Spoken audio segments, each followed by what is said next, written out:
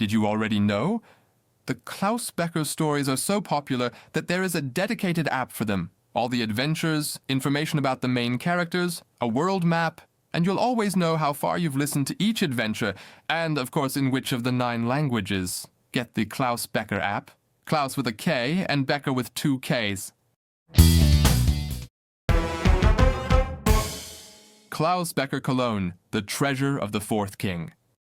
Just a little way from the cathedral on a Saturday morning, Klaus Bekker was really having problems. His Aunt Virginia was crying. At 12 years old, Klaus had already experienced quite a bit, but he had never seen his Aunt Virginia, with whom he lived, cry before. His 2 best friends, Hanna and Fabio, who were busy packing the display pieces in Aunt Virginia's old antique shop into big boxes, looked at him questioningly. But Klaus also didn't really know what to do. No 12-year-old really knows how to behave properly when adults cry. But luckily, Aunt Virginia quickly stopped and tried to put on her beaming smile again. After all, she didn't want to scare the children. And besides, no one was to blame for this silly situation. Except, of course, the flood. Every year in spring, it happened that the Rhine, the river on which Cologne was built, would carry too much water and try to flood the city. Such a flood used to happen regularly in the past, and the water often caused significant damage. Luckily, for a few years now, there has been a new flood wall protecting the old part of Cologne, where Aunt Virginia's house with the antique shop is located. However, it occasionally happened that the flood water pressed from below against the foundations of the houses and damaged them.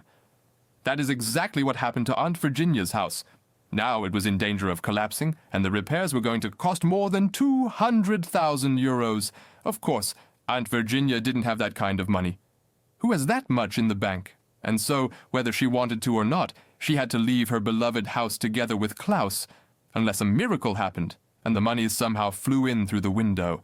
Or, even more absurd, that Theo, called Uncle Theo, really found one of the presumably numerous treasures buried in Cologne, all just fantasies. 2 days ago, Uncle Theo called. He was on the trail of a big secret. It had something to do with the 3 wise men.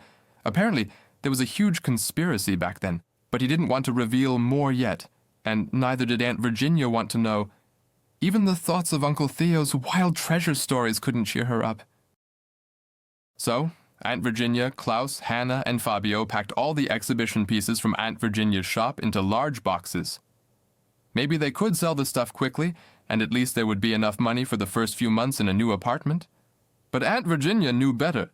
It would never be enough to continue their old life. Klaus would probably even have to leave school and move away from Cologne with her. Just thinking about it brought tears to Aunt Virginia's eyes again. At that moment, however, there was a loud "Ouch!" Fabio had pinched his fingers between 2 old pictures while packing. Fabio didn't seem to be quite focused the whole day, as Hanna especially noticed. "What's wrong with you?" she asked him today, not for the first time. Fabio muttered something to himself and wanted to turn away, but this time, Hanna didn't give up. "Now spit it out." Fabio was a bit embarrassed, but he knew it was never a good idea to keep secrets from his best friends. He started speaking very softly at first. This morning at school. Come on, get it out." Klaus was getting impatient. After all, he and Aunt Virginia were fighting for their existence here. Finally, Fabio took a deep breath. I was supposed to recite a poem in front of the whole class. I had practiced everything, and then I couldn't get a single word out. "But that's not a big deal," replied Hanna, who had expected a real disaster. But for Fabio, it was a real catastrophe.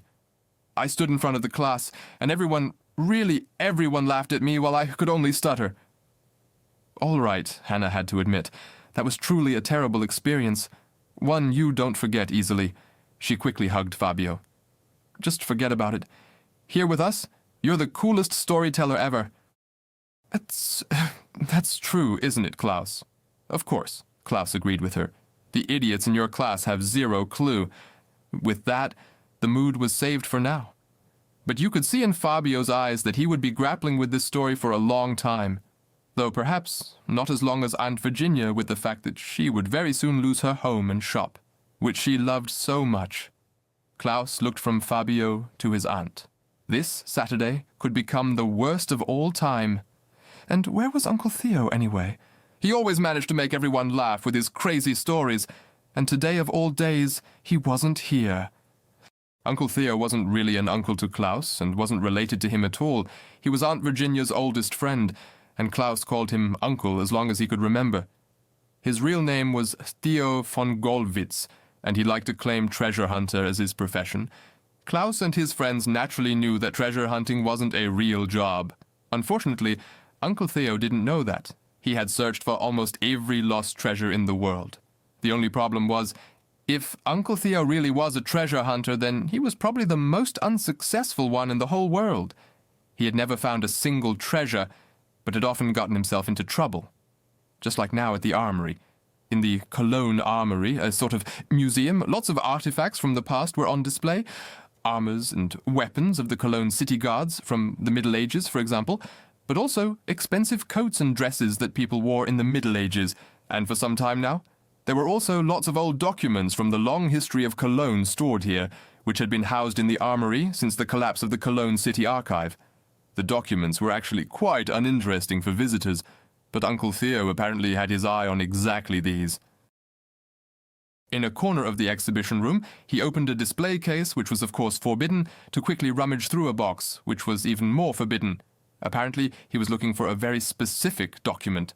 Now, we had already mentioned that Uncle Theo was a pretty bad treasure hunter. Unfortunately, he was also a much worse burglar and thief, and so it wasn't long before a shrill alarm sounded, which he had obviously triggered by accident. Immediately, 3 museum guards rushed in his direction. Uncle Theo had been caught red-handed, and escape was completely impossible. He stood there utterly bewildered in handcuffs while the police were called. At the moment, Aunt Virginia suspected none of this. She had just finished her little inventory with the help of the children. The antiques in her shop would bring in around 20,000 euros. Desperately, she looked at the letter sent to her by the building authority. The repair of her house would cost exactly 207,300 euros. So, she had only about a tenth of the amount she needed. Klaus tried to comfort her. Maybe he could earn some money on the side. Although he knew, of course, that at the age of 12, this was pretty much impossible. And in the midst of all this chaos, the phone rang again. Uncle Theo had been arrested and was in jail. Uncle Theo sat like a pile of misery in front of the magistrate when Klaus stormed in with Aunt Virginia. The judge handling Uncle Theo's case looked sternly at his documents and read from the police report. Here we have vandalism of a display case, attempted theft of museum property, and an escape attempt during arrest. You tried to run away? Klaus couldn't imagine how Uncle Theo, almost 60, and carrying a few extra pounds, could escape the police. Probably for the same reason, the judge also had to grin a little. Well, he didn't get very far. To be precise, he looked at his files. About 3 meters before we caught him again. It was basically the shortest escape in the history of the Cologne police. Well, I need to exercise more, sighed Uncle Theo, but Aunt Virginia didn't find that funny at all. Above all, you should learn to use your brain and not steal from the museum. Uncle Theo looked guiltily at the ground. He knew Virginia was right. She always was when she scolded him. The inspector looked at his file again. Actually, I would like to... He looked questioningly at Aunt Virginia, who completed the sentence, your acquaintance. Ah, said the inspector. Well, actually, I would like to let your acquaintance go due to minor fault. The damage to the cabinet is quickly repaired. Unfortunately, he seems to tend to do this more often.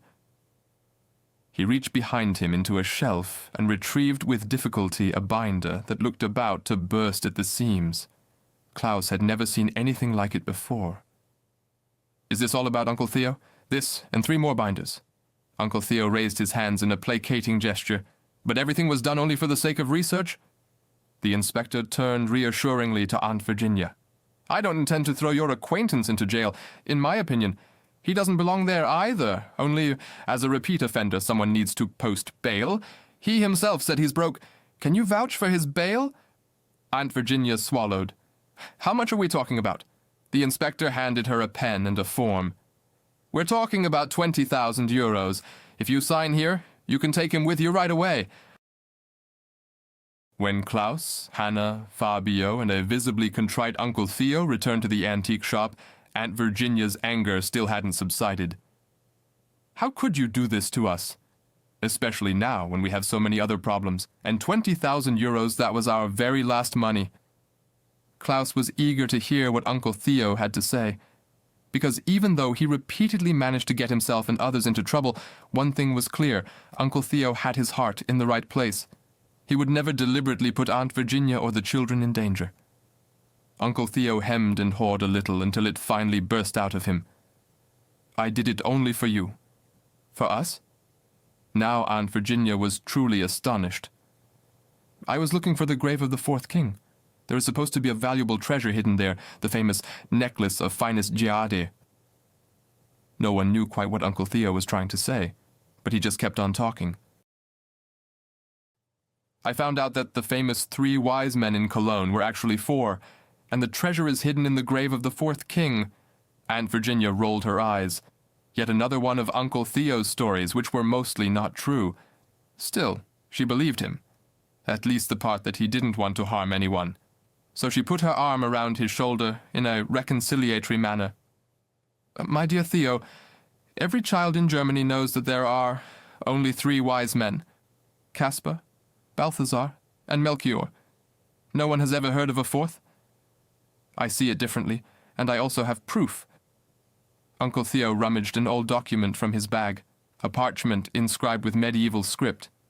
"What is that?" Now, even Aunt Virginia was curious. Uncle Theo held up the parchment. "It says right here that back in 1164 not only 3 coffins with the wise men arrived in Cologne, but 4. 3 wise men, if you will." Aunt Virginia looked at the parchment, then handed it to Klaus. "Oh, Theo, someone has tricked you again, and is now happy that you believe this nonsense. There are 3 wise men, and no more." But Klaus, who was holding the parchment, looked at the others, and declared with a convinced voice, "I wouldn't be so sure about that." Now everyone was looking at Klaus. They knew what that meant. Klaus had used his secret abilities, and whenever that happened, you stumbled straight into a wild adventure. Klaus had a gift that he kept secret from everyone except his friends. When he touched an ancient object, a document or an antique piece of furniture, or even just a historical painting, he could see something. He could see exactly what had happened around that object.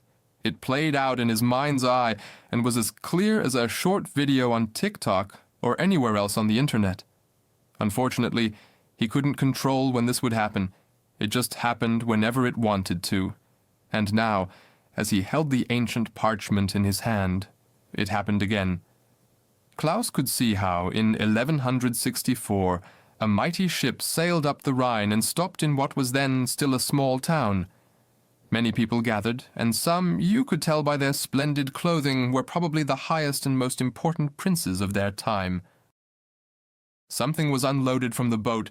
It was 3 coffins, which were carefully brought ashore, but in the end, a 4th coffin actually came, looking different from the first 3, but just as lavishly decorated, and with that, Klaus's version ended.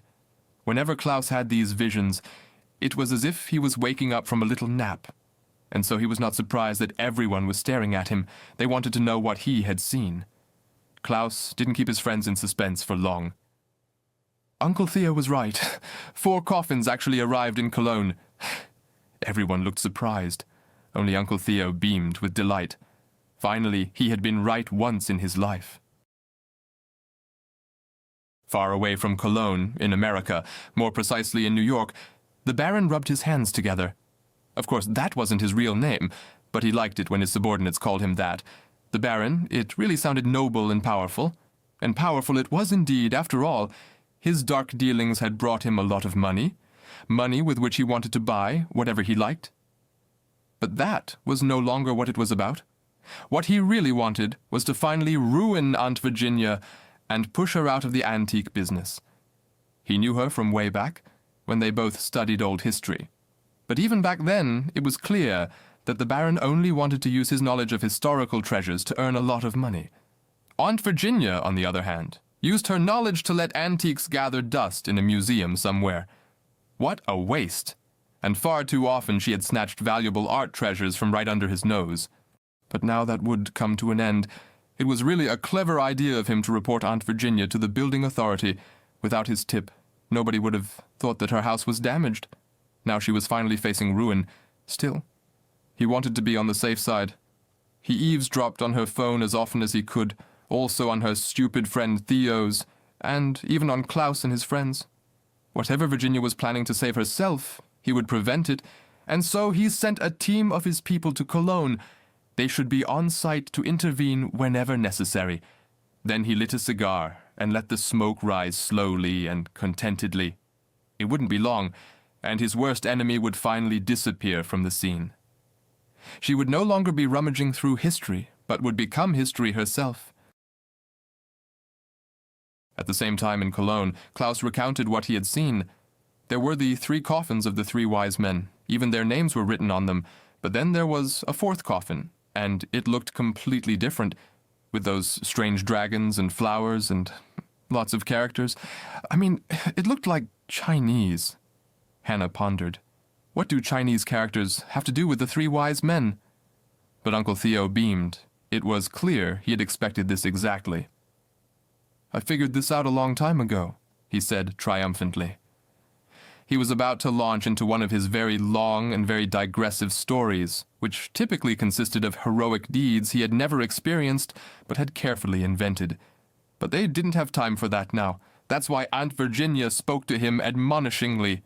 Please, Theo, just tell us what we need to know. All right, Theo replied.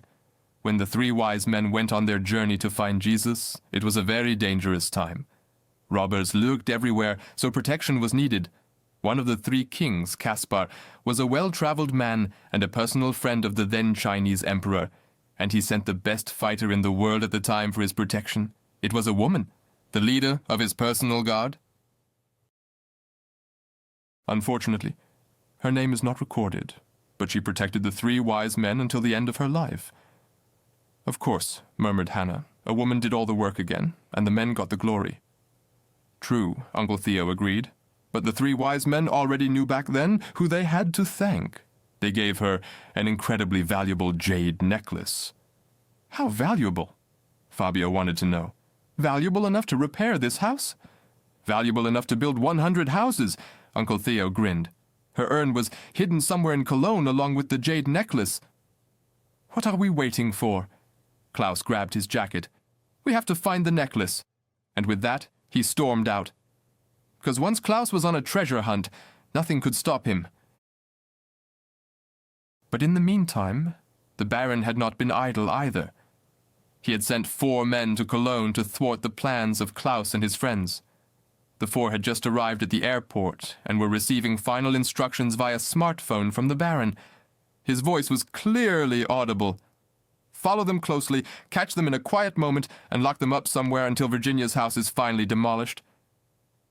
And what if they don't let themselves be caught so easily? One of the 4 men wanted to know. Then incapacitate them, if necessary, with violence, as long as nobody notices. I will try to gather more information from here to find out what they are up to. Over. The 4 men nodded to each other and set off. Catching 3 children and their chubby uncle couldn't be too much of a problem. From the cable car that runs over the Rhine in the north of the city, you have the best view over Cologne. In one of the gondolas, Klaus was now sitting with his friends and Uncle Theo. Klaus was just reporting exactly what he had seen in his vision. Here, down there in front of the old town, that's where the ship with the 4 coffins arrived. I could see exactly how they were unloaded. Uncle Theo, who had long been dealing with this topic during his treasure hunt, even knew the exact route of the procession that followed back then. Down there at St. Mary in the capital, he pointed to a small church standing by the Rhine.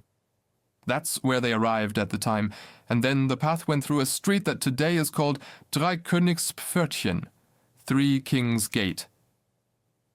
Why did no one say back then that there were 4 coffins? Fabio wanted to know. But Hanna already had the answer ready.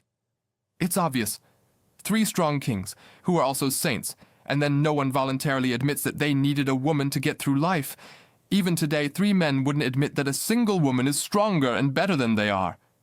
That was clear, and with that, Hanna probably hit the nail on the head. Having arrived on the other side of the Rhine, the four strolled along the Rhine toward the Hohenzollern Bridge. From here you can almost directly reach the other side of the Rhine at the cathedral. And Uncle Theo was now pointing to the cathedral. Over there in the cathedral, that's where the three kings were finally buried in the famous shrine of the three kings. And what happened to the fourth coffin? Klaus wanted to know. My research revealed that the corpse was burned, and the ashes, along with the jade necklace, were hidden somewhere in an urn. I was just about to search the armory for clues when I got arrested. Why didn't you tell us before? We would have helped you. So that we all end up in jail? Hanna pointed at Klaus, Fabio, and Uncle Theo. Maybe a strong woman like me could have taken care of you guys, right? It's said that in the past, even kings benefited from having one around. Klaus had to smile because Hanna was absolutely right about that. She had helped them out of trouble more than once. As they continued walking towards the Hohenzollern Bridge, they didn't notice that they were being watched by the very four men sent by the Baron, and they were now close enough to strike. The Baron's instructions were clear: capture and neutralize if necessary.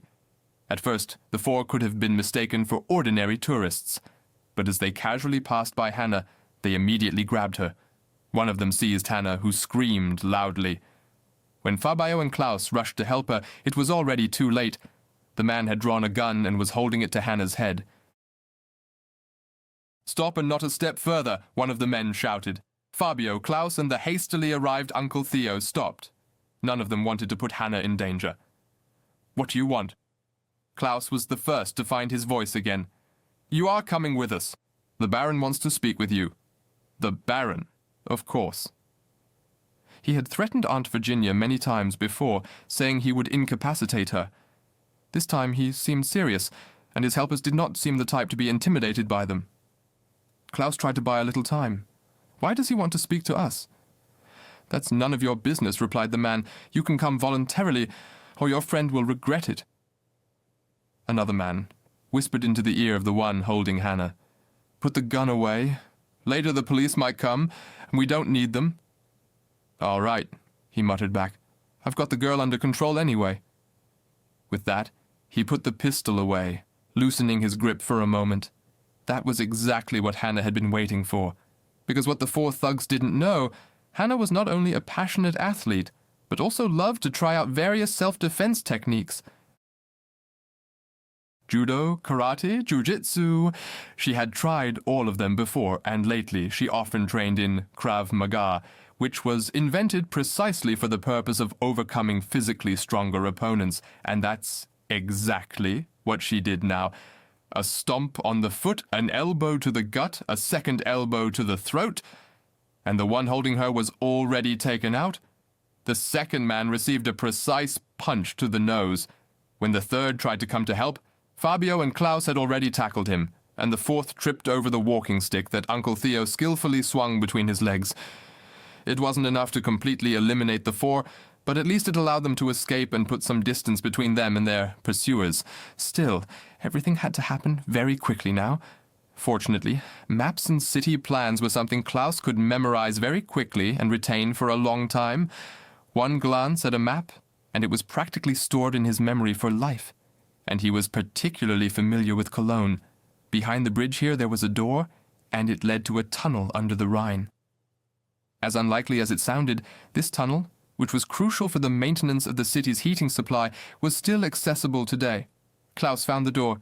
Fabio bravely kicked it open, and the four of them disappeared into the tunnel, which was about the height of a man. It was an oddly oppressive feeling. After all, they were now just a few meters under Germany's largest river. But they didn't have much time to think. They could hear the footsteps of their pursuers behind them. There was only one direction, forward, to the end of the tunnel, though they had no idea what awaited them there. The Cologne Musical Dome, where musicals and concerts run all year round, is well known in the city, and stands right between Cologne Cathedral and the Rhine. This was exactly where the tunnel ended, and where Klaus and his friends heard their pursuers getting closer. They opened the door at the end of the tunnel, but unfortunately, the way to the right and left was blocked by construction works. They could only keep running forward, and ended up in the musical dome right behind the stage. You could hear loud music, Apparently, a show was going on at that moment, but their escape route led them right onto the stage. The four definitely didn't want to go there. After all, the hall was fully packed with more than 1,500 visitors. But then they already saw the grim-looking men behind them. The four had no choice at all. They had to keep fleeing across the stage, right into the musical. It had obviously just reached its climax. The final anthem was supposed to be the highlight, performed by the star of the musical. However, that was when Fabio collided while escaping. The man, a celebrated musical star, lay dazed. He wouldn't be able to sing anytime soon. Instead, Fabio stumbled onto the stage, and everyone stared at him. The actors stared at him because they had expected their star. The audience stared at him, hopefully waiting for the big finale. And Fabio, he was almost out of breath. What was he supposed to do? Klaus nudged him from behind. Do something. What am I supposed to do? No idea, just sing something. Of all people, Fabio, who hadn't even managed to recite a poem in front of the class yesterday. And now? The music started. The orchestra played. Everyone looked at Fabio, and him? He gathered all his courage, took the plunge, and sang. First quietly and with a shaky voice, then a little louder. And when he saw that the first spectators were nodding approvingly, that the people in the hall obviously liked what they were hearing, he literally exploded, belted out in full voice, sang, and even danced now. The actors and the ballet joined in, danced around him. Fabio sang, swept everyone along. And when he was finished, the audience didn't just applaud. No, there were storms of enthusiasm that broke over him. Meanwhile, the real star of the musical awoke from his knockout, staggered slightly as he entered the stage, heard the applause, looked grimly at Fabio, who knew it was time to make a run for it. With Klaus, Hanna, and Uncle Theo in tow, he disappeared to the other side of the stage. Out of the corner of their eyes, they could still see stagehands preventing their pursuers from entering the stage. Klaus and his friends had finally escaped, and Hanna cheerfully nudged her buddy Fabio as they ran. "You are my hero!" Fabio wasn't quite sure what he liked better, the audience's applause or Hanna's praise, but one thing he knew for sure: he would never be afraid to give a presentation in front of the class again. Back at the antiquarian bookshop, Aunt Virginia told Klaus about her adventures in the city. Of course, she wanted to forbid Klaus and his friends from continuing their search for the jade necklace. It was far too dangerous, and she knew the Baron would not give up easily. But within Klaus, the fighting spirit was awakened. He knew he would not give up. It was his home at stake. Running away was not an option for him. He would fight and find the necklace.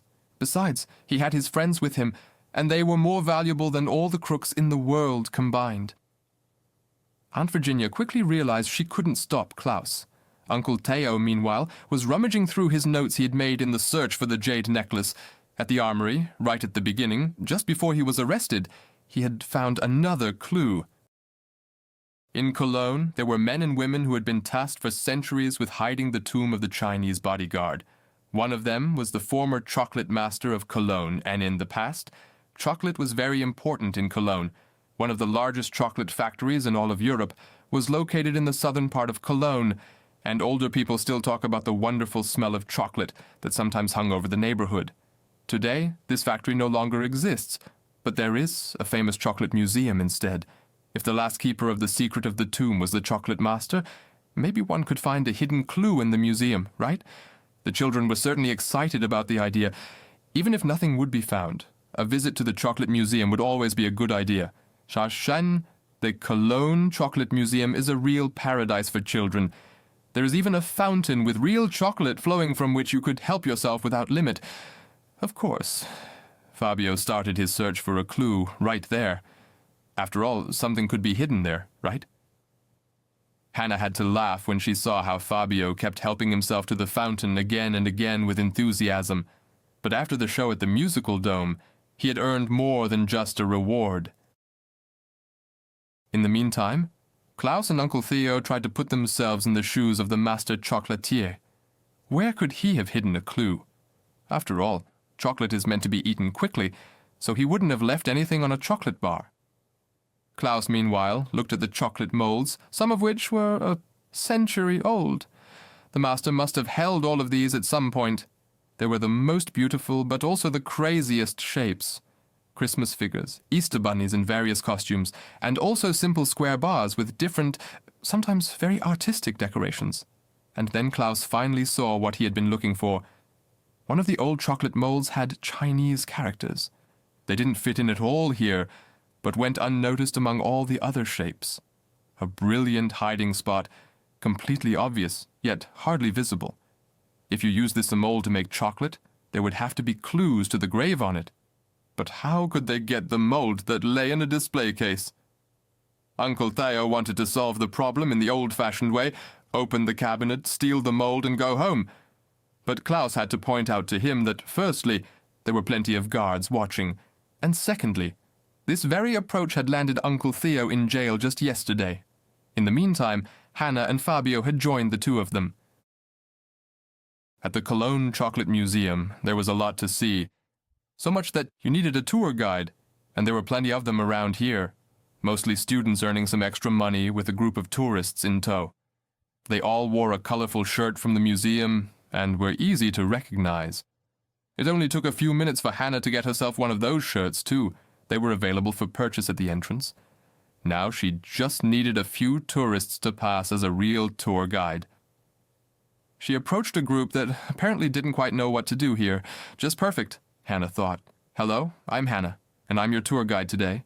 I'd be happy to show you all our attractions, and this tour is completely free for you. Of course, the tourists didn't want to miss out on this offer, so Hanna started her improvised tour. Naturally, she had no idea what exactly there was to see here, but, well, it was about chocolate. She was 12 years old, and when it comes to chocolate, every 12-year-old is practically an expert. When Klaus noticed what she was up to, he quickly joined her group, playing the curious tourist. By now, Fabio and Uncle Theo had also joined, and Hanna had warmed up, talking about chocolate as if she had been doing the job for years, and the tourists were thoroughly impressed. When they got near the chocolate molds, Klaus asked the crucial question, do these molds still work, and could we maybe see how they do it? Of course, Hanna would love to show it right away. She wanted to open the showcase, but unfortunately it was secured with a safety lock. Hanna jiggled it 2 or 3 more times, but nothing happened. Nothing, except that one of the museum guards noticed her. Damn, would they get caught now? The man came closer, and Hanna was already looking around for escape routes, but he just took out a key, opened the showcase, and smiled at Hanna. First day today? Hanna hesitated. Well, yes. The museum guard handed her the key. I also forgot the keys on my first day. Just give them back to me later. And with that, he disappeared again. And Hanna couldn't believe her luck and unlocked the showcase. 15 minutes later, Klaus had the important chocolate in his bag. The tourists applauded for the successful tour, and Hanna had earned almost 20 euros in tips. The guard patted her on the shoulder. If she continued like this, she would probably become Employee of the Month. Back at home in the bookshop, Klaus carefully studied the chocolate bar along with his friends. And indeed, it was a type of map. More precisely, a treasure map. With the help of the internet, the Chinese characters on the map were quickly deciphered. They had to climb the Cologne Cathedral, and from up there align the map precisely. The arrow on the map would then show where the bodyguard's tomb exactly lies. Klaus checked the time. The Cologne Cathedral was still open. If they hurried, they could solve the riddle today. However, Uncle Theo preferred to pass. 533 steps up.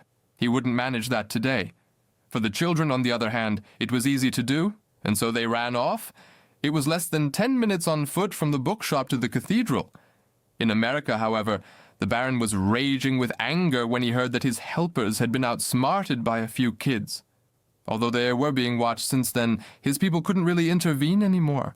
However, he was now analyzing where they were searching all over the city, and he knew enough about ancient history himself, and had known Uncle Theo long enough to suspect that they were after something big, and it was slowly dawning on him, especially after the visit to the Chocolate Museum. They are looking for the bodyguard's tomb. It must be the famous jade necklace. He absolutely had to have it. Now it was about more than just revenge. It was about business. His helpers should continue to shadow the children and get the jade necklace, because it would be perfect for his collection, and this terrible day would still have a good ending. Climbing the Cologne Cathedral is actually a huge fun. First, you go up a spiral staircase that can get a little narrow, especially when other visitors come towards you. Then quickly comes a much wider staircase where you can comfortably climb the last steps. In total, there is a height difference of almost 100 meters to overcome, and if you are fit, you can do it in just under 20 minutes with pauses to climb up comfortably. Klaus, Hanna and Fabio managed it in half the time. They practically ran up, because they absolutely wanted to solve the mystery of the bodyguard. And after all, for Klaus it was about much more. It was about his home, his residence, the only home he had ever had since his father disappeared. He would save this home no matter what came, and for that, he needed the jade necklace. When they finally reached the top, Klaus unpacked the chocolate. On the board, besides the Chinese characters, there was a large arrow, next to which in cursive script was written, House of Knowledge. Klaus did not exactly know what this meant, but he hoped to learn on the Cologne Cathedral. The characters revealed what exactly was to be done. One had to align one side of the board precisely with the Rhine, exactly at the spot where the ship carrying the coffins of the 3 wise men and the bodyguard had arrived back then. Well, that was easy for Klaus after all. He had seen the arrival of the ship in his vision. Then the arrow should point exactly at the building, probably that House of Knowledge, under which the bodyguard's urn was hidden. Klaus quickly completed this task. The children held their breath with excitement when the arrow pointed in a certain direction, and they saw nothing. The disappointment was especially noticeable on Fabi's face. "Are you holding the chocolate the right way round?" "Of course," Klaus replied to him. But to be sure, he repeated the procedure once more. And again, nothing could be seen in the direction of the arrow, no building that particularly stood out, and certainly nothing that looked like a house of knowledge. "Maybe it's a few kilometers away, and you can't see it from here?" Fabio pondered. "No, that's not it. Cologne isn't that big either, and the chocolate master wouldn't have given a clue. That doesn't make sense." Klaus thought hard, until something occurred to him. Luckily, he still had city maps in his head that were a few years old. "Here, in the direction of the arrow. The city archive used to be here. Of course, the House of Knowledge is the city archive. That must be it." "Wait," Hanna replied. "Then why can't we see anything?" A legitimate question, and the answer is quite painful for many Cologne residents, as Klaus knew. In 2009, the people of Cologne wanted to build a new underground line, right through Cologne's southern city, directly under the busy Severinstrasse. And exactly on March 3rd, 2009, it happened. Due to shoddy construction, the whole site collapsed and almost swallowed the entire city archive, which crashed down. Since then, there has been a gaping hole in the middle of the city, a construction site that can still be visited today. Fortunately, you can still go there. We just have to somehow get into this construction site. The location of the grave is written here. Klaus triumphantly held up the chocolate. Maybe they would actually find the jade necklace today. Next to Cologne Cathedral, the people of Cologne are especially proud of one thing: their carnival. Technically, it's only celebrated from the 11th of November until the Rose Monday parade in February or March, but the people of Cologne love to celebrate often. It's no surprise that you can find stores all over the city selling various costumes. You can dress up as an angel, a clown, even a robot or a cowboy. There are no limits to your imagination. And since you go to the construction site on Severin Street from the cathedral via Cologne's largest shopping street, High Street, it's no surprise that the 3 kids eventually passed by a costume shop. Hanna had an idea. "Come with me," she said, pulling her 2 friends by the hand into the shop. Less than 10 minutes later, they came out again, dressed in construction worker costumes with safety vests and helmets. "If we're going to sneak onto a big construction site, we should look like we belong there." Fabi wasn't really convinced. "We're kids. We'll stand out right away." But Klaus liked Hanna's idea. "Up close, sure, but from a distance we just look like 3 more colleagues. It can't hurt anyway." And so the three of them continued down High Street in their costumes, not realizing that they had long been watched and followed by the Baron's men. When they arrived at the construction site, they immediately saw the huge hole in the middle of the city. "Unbelievable," murmured Fabio. "There must have been a real crash here back then." The large construction site was surrounded by a metal fence, but the three of them quickly found a corner where they could climb over unnoticed. Otherwise, the site wasn't particularly secured. What was there to steal after all? Besides, Hanna was right. In their costumes, the three didn't stand out anymore. The construction workers were busy with their work and didn't have time to scrutinize every new colleague on the site. Meanwhile, Klaus held the chocolate in one hand and his smartphone in the other. "The chocolate says the urn is exactly in the middle of the building. According to the photos, it should be right here." He marked a cross on the ground with his feet. "We have to dig right here, 1 meter. However, Klaus realized they didn't have any tools with them. They'd probably have to come back tomorrow. But Fabio, who felt right at home on the site like any boy would, had already scoped out the area and came back with 3 shovels. "Here, everything's just over there. There's even a small excavator. If we use it, we'll only need 2 minutes. Hanna looked skeptically. "Can you even drive an excavator?" Klaus looked confident. "Of course I can." Then he continued a bit more quietly. Only on the PlayStation, of course. But, well, I'm really good with the excavator there." Hanna just looked at Klaus, who nodded, grabbed a shovel. "I think we'll manage with this shovel as well." Fortunately, the earth was quite loose at this point. They would have progressed faster if Fabio had helped out more often. But he was so excited to run around the construction site as he pleased that he was constantly discovering something to explore, and was therefore missing most of the time. And so he didn't even notice when Klaus hit something hard with the shovel. He was excited. A stone slab. "It must be here!" He quickly dug further. Hanna cleared the stone slab with her hands. It was covered with Chinese characters. While Klaus was still thinking about how to remove the slab, Hanna had already taken action. 1 hit with the shovel, and the slab was broken. And under the stone, which they moved aside, something was visible. A kind of vase, or in other words, an urn. Klaus slowly and reverently took it out. "The urn of the female bodyguard," he murmured. "There's a lid on top of it." "Open it!" Hanna could hardly bear the tension as Klaus slowly opened the lid, reached into the urn through the opening, and pulled out a sparkling necklace with green jade stones. Hanna was completely speechless. It is beautiful." She was about to touch it when she heard a voice behind her. "It is beautiful, and now it belongs to us." It was the Baron's 4 helpers. They had followed them, and now stood before them. 2 of them had drawn their pistols. "Give us the necklace, then you might get out of here safely." Klaus hesitated, but the leader of the gang came closer. "Hand it over, now!" one of his cronies called from the back. "Where's the 3rd one of them?" But the leader just waved it off. "He must have run away and is trembling with fear."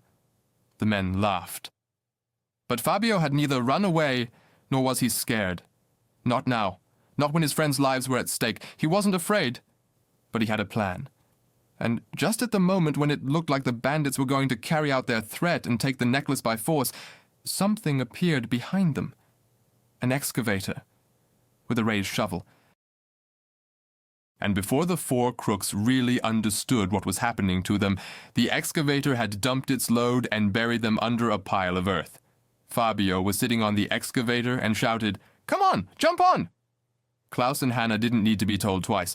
They jumped on the excavator and Fabio floored it. "Yippee! This is way better than PlayStation." Fabio broke through the construction site fence and raced down Severinstrasse with the excavator. When there was no trace of their pursuers behind them, they parked the excavator and ran home. The next morning, Klaus, Hanna, and Fabio had quickly recovered from their adventure and sat together at breakfast. The newspapers and newsletters they browsed on their smartphones had only one headline about the young unknown singer who spontaneously thrilled the audience at the musical yesterday. Unfortunately, no one knew who he was. Hanna nudged Fabio. "You should reach out. You really have talent." But Fabio waved it off. No way. Stage fright every day. I really don't need that. At least you don't have to be afraid anymore when you have to present something in front of the class, said Klaus, and he had already discovered another headline. Here, 4 men arrested for vandalism at the construction site on Severinstrasse. They even got blamed for the theft of the excavator. Great, grinned Hanna. We won't see them again so soon, and the police know them now. They won't chase us in Cologne anymore. Where is Aunt Virginia anyway?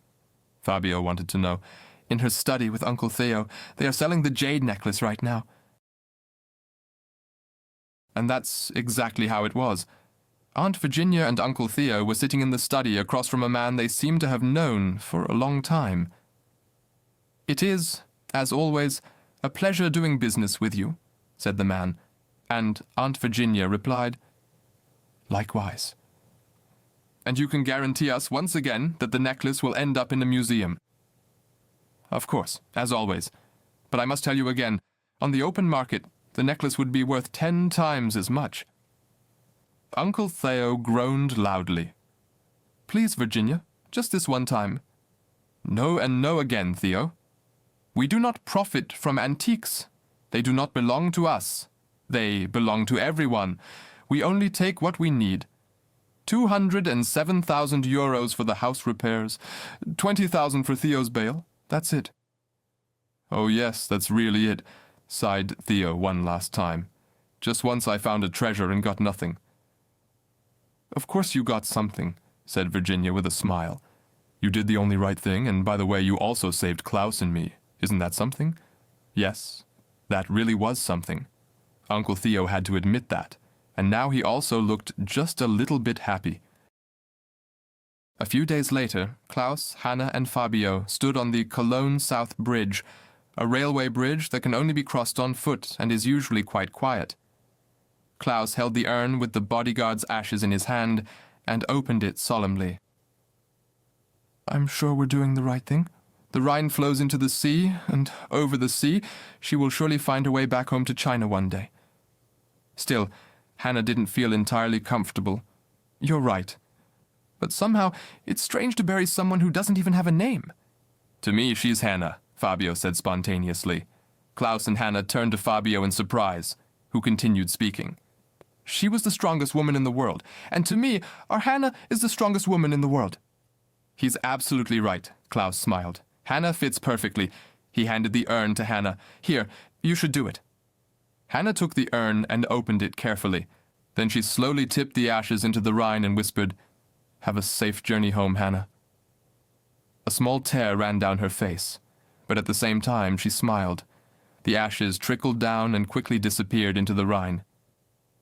The three of them watched the Rhine a little longer and then started their journey home.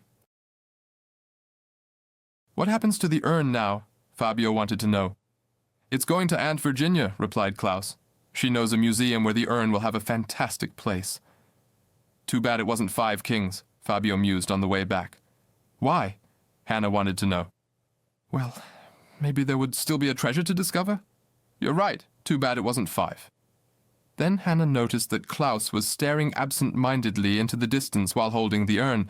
Fabio noticed it too. He whispered to Hanna, He's having one of his visions again. A few moments later, it was over, and Klaus looked at them. What were you just talking about?